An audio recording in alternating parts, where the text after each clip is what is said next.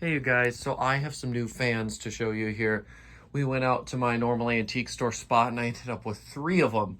I've never had that good of a day or that many good finds, and there were still other good finds there that I didn't bring home. So if any of them are still there next time I go, I'm sure we might be seeing some of those too.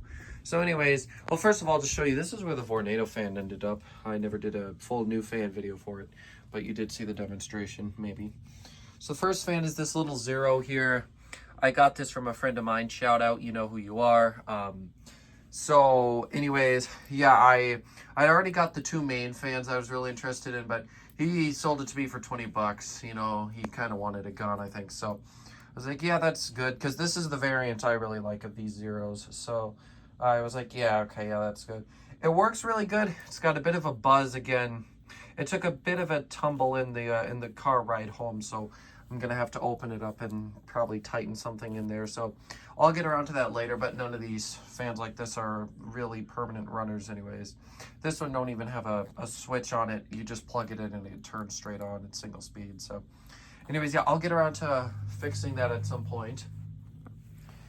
And I tell you, if my parents would let me, I'd love to hang a bunch of the fans like that all along my wall, but I don't think that's gonna happen. They look cool though. Anyways, let's go ahead and take a look at the other 2 fans I got. That one was, you know, we've seen so many of those Zero fans.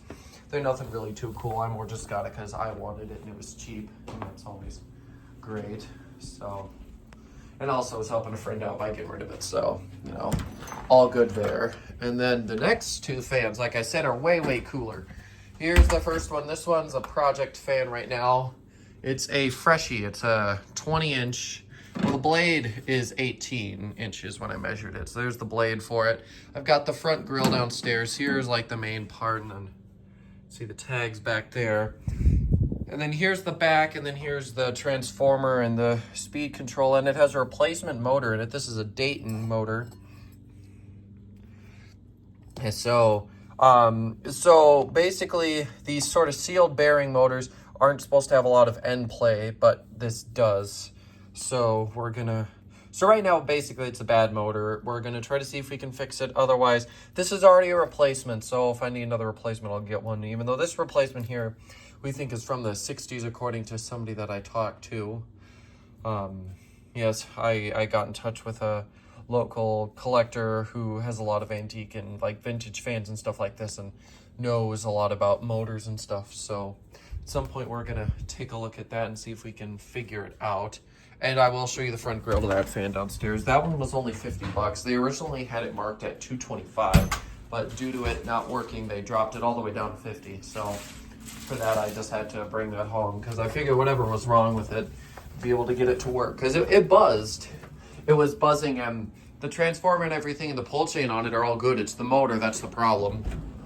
Because as I was cycling through the pull chain, each speed I could tell the hum was getting less and less. So clearly it was trying to adjust different speeds, but it just wasn't totally working and right, if you know what I mean. So anyways, down here, first of all, I don't know if you ever saw this yet, but I have the Pacific Breeze installed right now. So yeah, here's the front grille to the Freshie. It's in good shape, so that's nice. The Fresh, it might be missing one of the clip things that holds it on, but I evenly spaced them on the housing grill thing up that you saw up in the garage, so it doesn't look terrible. And now for the really cool thing that I can guarantee you that probably none of you guys have seen before, because we're 99% sure this is a custom job. My friend who I was talking about earlier, and this other person who I was talking to, and me, and everybody else who I've talked to about it, we all kind of think it's some kind of weird custom special job thing. We did some research and we can't really find anything like it. It's got a Howell Red Band motor. It's a fan motor, and as you can see, it's big. It's bigger than a K63.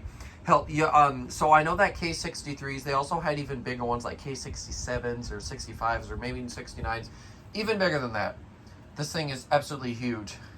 Literally bigger, like the whole surface area is bigger than like the Whisper Fan 3 and some of these other fans I've got lying around. Thing is an absolute beast, and it weighs like 50-60 pounds. And then the base is cast iron, and then it's got this big blade on it, and then the grill, obviously. It's just got a single speed pull chain right here. So yeah, it draws a hell of a lot of current. We're talking 4 amps and 250 watts. And I know that because when I filmed the demonstration, I had the kilowatt. So for any of you guys who like to take guesses on what things draw, there's your answer for this. So you don't really have to guess when the demonstration for this comes out. But yeah, I was going through the antique store, and so the Fresh and Dare and this one came from the same antique store. And I knew the Fresh and Dare was there already. I just didn't know it was discounted. And I was going to be like, okay, I'm going to go take a look at that and see if I can do something about that. But then, as I'm walking to the back where one of the Hunter Originals is installed, I see this. And I'm like, what on earth is that? At first, I thought it was like a really, really old Emerson or GE, like one of them pancakey motor type things or one of them things. You know what I'm talking about. I'm sure any of you guys who know anything about antiques know what I'm trying to describe to you. But anyways, then I get up there and I see this thing. I'm like, what the hell is this?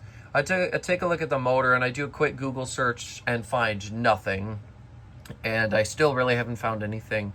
I've seen other Howell Red Band motors, but this thing is extra chunky. It is super heavy.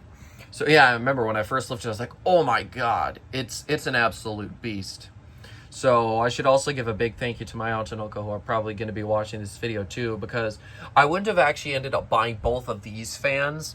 I was only going to buy this one, but then they were like, yeah, well, if you want both of them, we'll pay for one of them as an early birthday gift. So I ended up with both of the really good fans, which is great because both of these are kind of once in a lifetime opportunities. The Freshies, I'll definitely run into more of them, but for that price, it was a steal. And the condition isn't that bad. There's just a bit of rust on the base, and this one's just got a bit of rust on the motor, but it's basically one of a kind, I think. And if there are other ones out there, it's not common, whatever on earth it is. But yeah, I've never seen anything like it, so that's what makes it really cool. It's like rarity and stuff is cool, and I do pick up there's a couple of my fans that I mostly have just for the rarity, but I also kind of like them in their own way. And this fan, it was just so cool, I could not pass it up. And it does haul ass, as you can imagine. I would say that it's a little bit stronger than the Lakewood HV18. So the HV18 still, it doesn't flat out just totally sweep away the HV18, but it's still pretty strong, so that's pretty amazing. However, due to how much current this thing draws, this is a display piece, and it's so heavy, it's 50, 60 pounds. I don't have anywhere decent to display it, so it's just going to sit around down here. But it is cool. Like, this thing is, I just love it so much. It's a really, really cool fan. So there's that tag again, and then there's the back of it. You'll get a better look at it in the demonstration video I recorded, of course, so stay tuned for that. Also, I believe that I did record a video talking about the Magic Heat and how it's not functioning properly. I think, anyways, I'm 99% sure I did. And if I didn't, well then yeah, the Magic Heat, the down rod basically is in an infinite spinning situation, and it's not really the safest, so I gotta troubleshoot that too. So I got a few fans I gotta troubleshoot around here, but I've got time for it, so it doesn't really matter. One of my teachers sent a fan home with me for the summer as well to try to fix. It's just a much newer little Vornado fan back there, so I've got a few projects, so I'm sure we'll be seeing how some of those turn out eventually. And I should mention, if the Dayton motor in the Fresh and Dare is bad, I'll just find another one. They already replaced the motor once. You can replace it again, so there's no way I'm going to let a Fresh and Dare like that for that price go away. I mean, if I have to put it back together with the bad motor for now and just not hook anything up, I will. But at some point, I am going to get it functioning again. Those fans are amazing, and we're gonna have to rewire it too.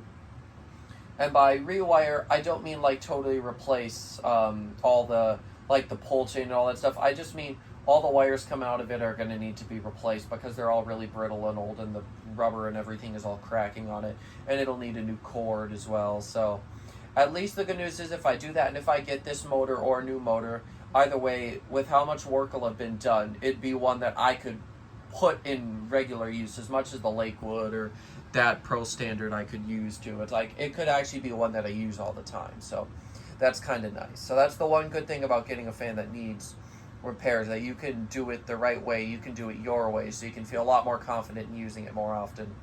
Because the thing about me and a lot of my fans is it's like, realistically, yeah, a lot of these are good for a really long-term use still.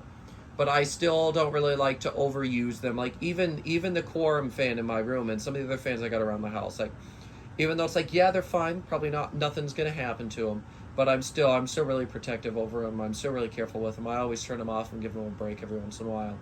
Even though I've seen fans that have literally been running 24/7 for like 30 years and they're still fine. It's like, yeah, I'm just a little more protective with my stuff. That's just always how I have been.